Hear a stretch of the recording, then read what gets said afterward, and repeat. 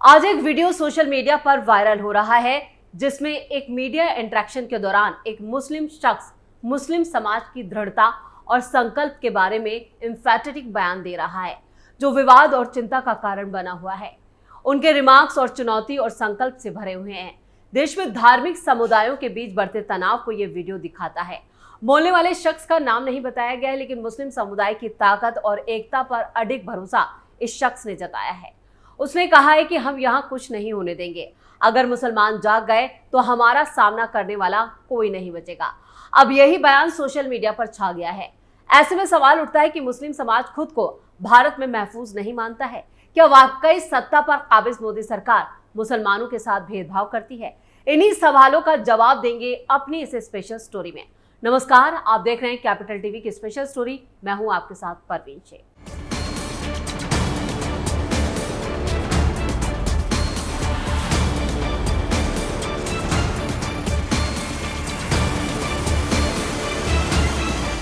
दाढ़ी वाले मुस्लिम शख्स का वीडियो सोशल मीडिया पर जमकर वायरल हो रहा है, जिसमें यह शख्स मोदी, शाह और योगी को चुनौती देता हुआ नजर आ रहा है। वो धमका भी रहा है। वो वीडियो में कोई भी सनातनी हिंदू अगर इस वीडियो को देखेगा तो जाहिर है उसे गुस्सा आएगा और शायद इसका मकसद भी यही है। और इसी मकसद के साथ इस वीडियो को कुछ शरारती तत्व लगातार सोशल मीडिया पर साझा कर रहे हैं। हम कॉपीराइट की वजह से इस वीडियो को आपको नहीं दिखा सकते, क्योंकि हम नहीं चाहते कि समाज में नफरत फैले।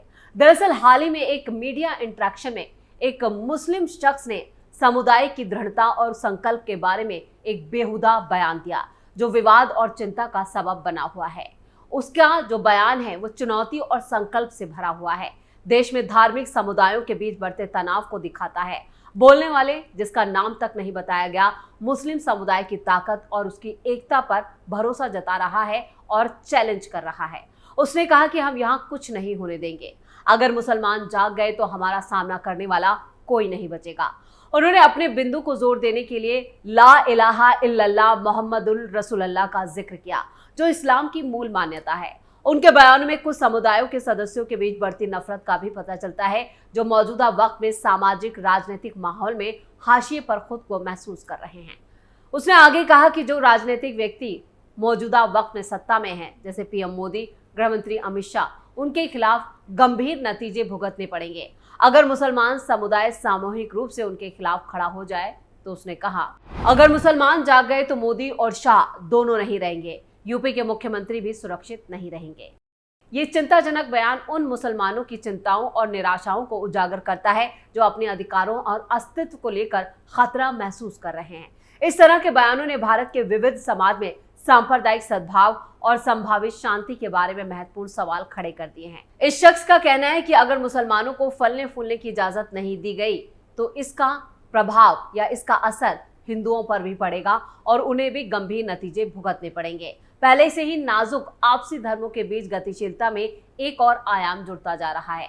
अगर मुसलमान नहीं रहेंगे तो हिंदू भी नहीं रहेंगे। वो शायद बच जाए, लेकिन वो विकसित नहीं होंगे। उसने चेतावनी दी, जो आपसी विनाश की एक कथा को मजबूत करता है, जो गहरी चिंताओं को उत्पन्न करता है। ये बयान ऐसे वक्त में आया है जब भारत में बढ़ती सांप्रदायिक तनावों के बारे में चिंता लगातार बढ़ रही है, जहां विभिन्न धार्मिक समुदायों ने अपनी पहचान और राजनीतिक, ऐतिहासिक ग्रीवनेस और इंक्रीजिंगली संघर्ष का बयान किया है।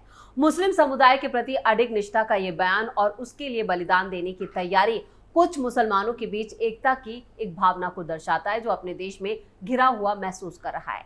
बोलने वाले के हालात आलोचक ये तर्क करते हैं कि ऐसा बयान नफरत को भड़काने और समाज के अंदर बंटवारे को और ज्यादा बढ़ाता है। ये शांति के रक्षक के बीच चिंता पैदा करता है, जो संवाद और समझ की दिशा में बातचीत के लिए एक कोशिश है, ना कि यहाँ पर नफरत और धमकियों के लिए।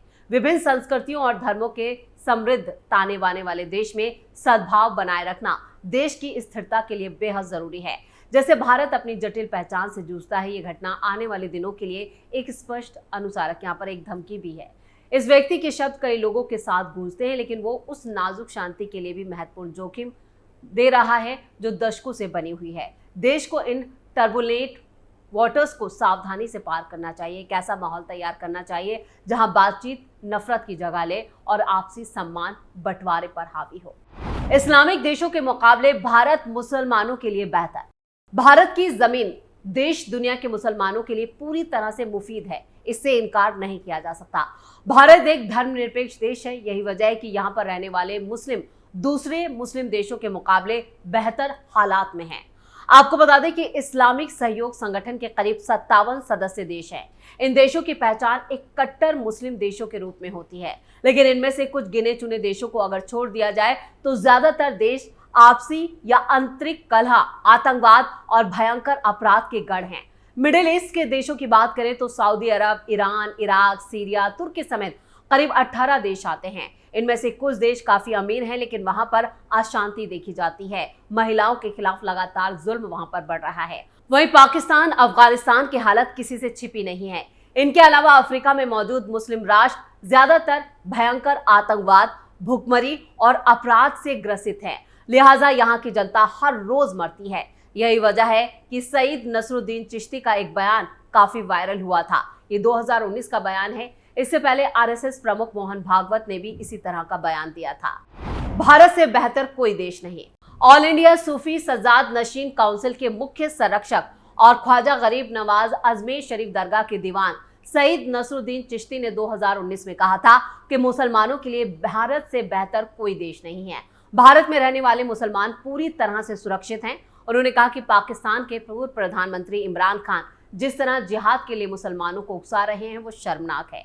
इमरान बदसलूकी का हवाला देकर बयान दे रहे हैं, लेकिन इमरान फिलिस्तीन और चीन में मुसलमानों की अनदेखी के खिलाफ आवाज क्यों नहीं उठाते? उन्हें इन दोनों देशों के खिलाफ जंग शुरू करनी चाहिए। आपस में ही लड़ते रहते हैं शिया सुन्नी। आपको ये भी बता दें कि इमरान खान पाकिस्तान में अपने कार्यकाल के दौरान जिन मुसलमानों की नुमाइंदगी करने की बात करके नेता बने, उन्हीं लोगों ने उन्हें सिरे से खारिज किया। खुद पाकिस्तान के नेता ही उन्हें इस काबिल नहीं मानते थे। पाकिस्तान की संसद में इमरान पर कई तरह के आरोप लगाने वालों में उनके ही देश के नेता शामिल रहे। पाकिस्तान की बात चली है तो आपको बता दें कि मुस्लिम राष्ट्र होने के बाद भी वहां पर शिया सुन्नी झगड़े जो हैं वो आम बात हैं। इसके अलावा वहां दूसरे धर्म के लोगों पर कई तरह की पाबंदियां हैं। खासतौर से पाकिस्तान में हिंदुओं को जिस तरह से प्रताड़ित किया जाता है वो किसी से नहीं छिपा। अक्सर जो वीडियो और तस्वीरें सामने आती हैं वो रूह को कपा देती हैं। शिया सुन्नी के नाम पर खराब हैं रिश्ते। पाकिस्तान मूल के मानवाधिकार कार्यकर्ता आरिफ अजाकिया मानते हैं कि पाकिस्तान में जितने जुल्म दूसरे धर्म के लोगों के ऊपर किए जाते हैं वो कहीं ना कहीं होते ही हैं। आपको यहाँ पर यह भी बता दें कि मुस्लिम राष्ट्र होने के बाद भी शिया सुन्नी के नाम पर कई देशों के आपसी रिश्ते बेहद खराब हैं। इन मुल्कों में तमाम तरह के और भी प्रतिबंध हैं, जिससे महिलाएं खुलकर सांस भी नहीं ले पाती हैं। भारत में करीब 20 करोड़ मुसलमान रहते हैं। ये ब्रिटेन, स्पेन और इटली की कुल आबादी के बराबर है। ये दुनिया के किसी भी देश में मुसलमानों की तीसरी सबसे ज्यादा बड़ी आबादी है। और हिंदुस्तान के मुसलमानों में जितनी विविधता देखने को मिलती है वो किसी और देश के मुसलमानों में नहीं दिखती। पिछले 1400 सालों में हिंदुस्तान के मुसलमानों ने खान पान, शायरी, संगीत, मोहब्बत और इबादत का इतिहास बनाया है और इसे जिया है। खुलकर जीने की आजादी नहीं। मुस्लिम बहुल देशों की महिलाओं को खुलकर जीने की आजादी तक नहीं है, जबकि भारत में रहने वाली मुस्लिम महिलाओं पर ऐसा कोई बैन नहीं है।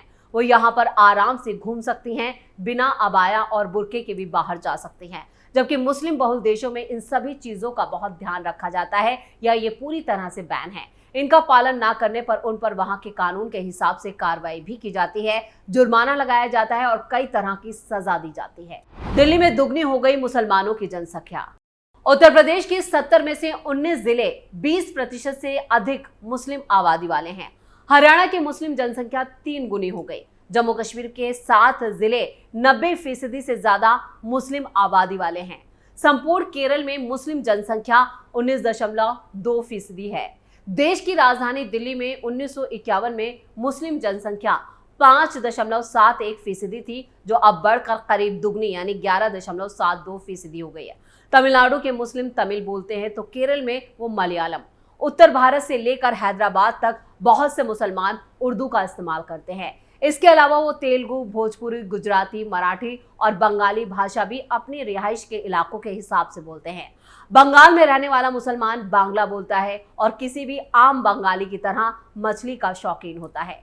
भारत में सभी नागरिकों को एक समान अधिकार प्राप्त हैं, जबकि पाकिस्तान में शिया मुसलमान भी लगातार बेरहमी से मारे जा रहे हैं। इसी तरह वहां पर अहमदिया मुसलमानों को मुसलमान ही नहीं माना जाता। शिया वहां की आबादी का 10 से 15% है। बंटवारे के वक्त करीब 25% थे। समूचे पाकिस्तान में शिया मुसलमानों और इनकी मस्जिदों पर हमले होते हैं, उनके भी मानवाधिकारों को कोई देखने सुनने वाला नहीं है। उसके मुकाबले भारत हर तरह से भारत के मुसलमान सुरक्षित हैं, लेकिन कुछ कट्टरपंथी और राजनीतिक दल अपने वोट बैंक के चलते अक्सर मुसलमानों को मुख्य धारा से काट के रखना चाहते हैं। भारत के मुसलमानों को राजनीतिक हथियार की तरह इस्तेमाल किया जाता है। अब ये बात खुद मुस्लिम समाज को समझनी होगी और भारत के विकास में अपना योगदान देना होगा, क्योंकि जो भी सर्वे और जो आंकड़े सामने आते हैं वो बताते हैं कि भारत से ज्यादा किसी भी देश में मुसलमान सुरक्षित नहीं है। उसके बाद अगर ये सवाल उठाया जाता है कि भारत में मुस्लिम सुरक्षित नहीं है तो काफी बेहुदा सवाल है। इसी के साथ स्पेशल स्टोरी में इतना ही। वीडियो कैसा लगा कमेंट करके अपनी राय जरूर दें। वीडियो को लाइक करें, शेयर करें और कैपिटल टीवी को सब्सक्राइब जरूर करें। नमस्कार।